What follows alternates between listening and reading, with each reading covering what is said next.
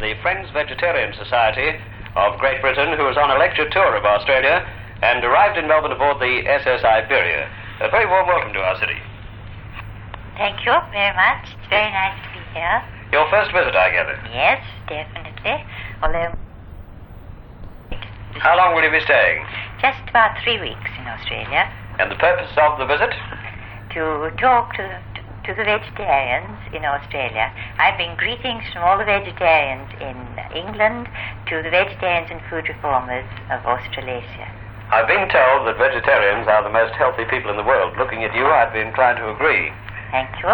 Well, the scientists did search all over the world for the most healthy race in the world, and those were the Hunzas.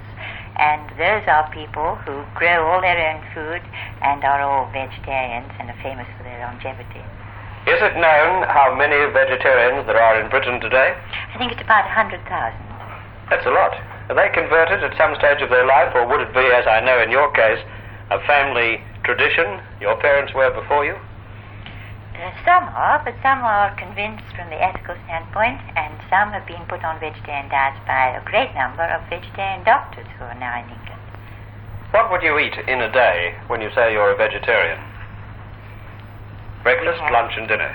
Well, generally we have a fruit breakfast, and at lunchtime fruit and salad and wholemeal bread, and for a cooked meal we would have soup made from vegetables, and cooked vegetables, and then a protein dish made, instead of meat, of ground nuts or lentils or rice.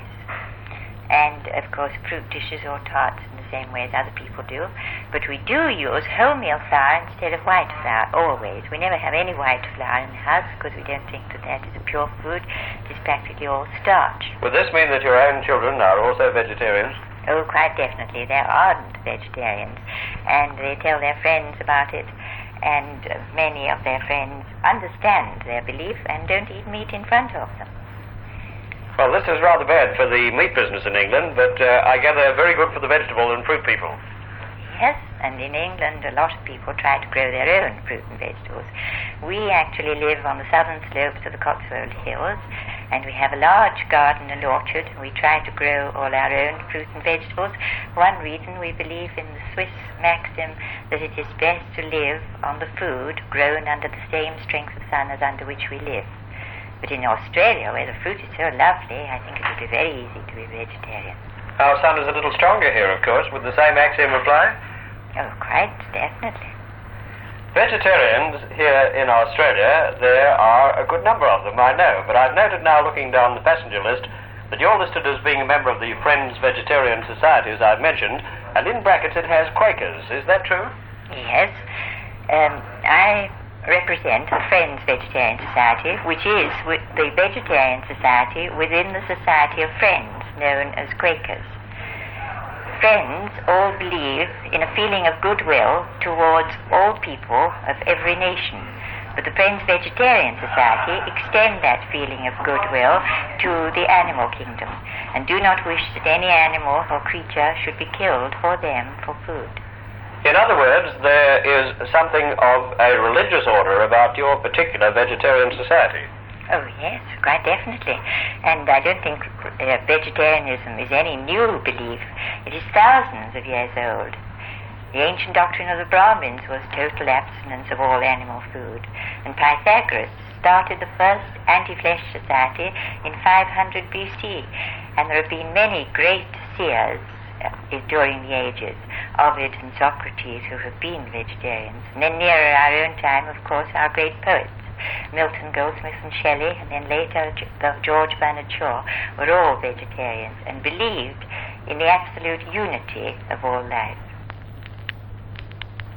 My reason for asking the question was to establish the fact that you don't have to be a Quaker to be a vegetarian, or vice versa. Oh, quite definitely.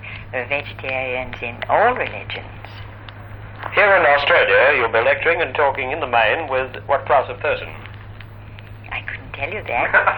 I met Mr. Harding, the delegate of Australia for the International Vegetarian Union, and I met him and his wife in Hanover and Hamburg, and they invited me to come here to speak to the Vegetarian Society of Australasia. I couldn't tell you actually what kind of people, but I know they're all very kind people. My reason for asking, and I was thinking particularly of families, was whether you intended addressing only housewives or whether in some of these audiences you expect to find the husbands and the members of each family. Oh, quite definitely.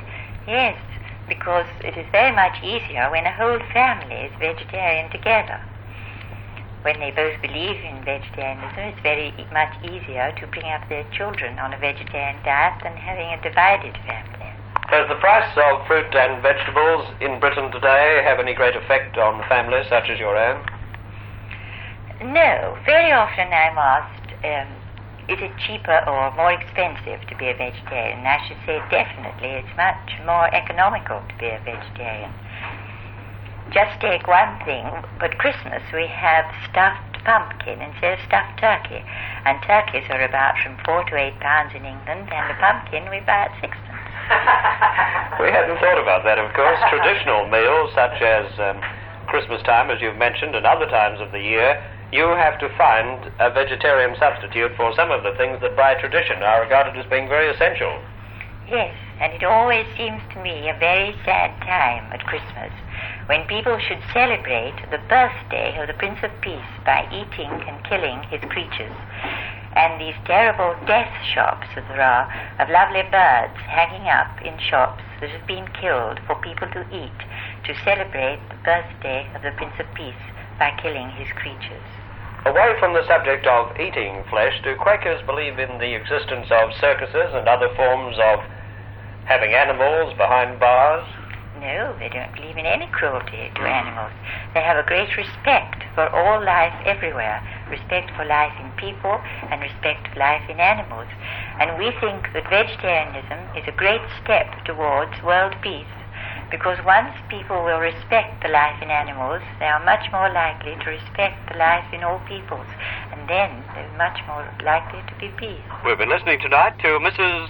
Keleny of the United Kingdom, who arrived in Melbourne during the week under review aboard the P&O and Orient liner Iberia.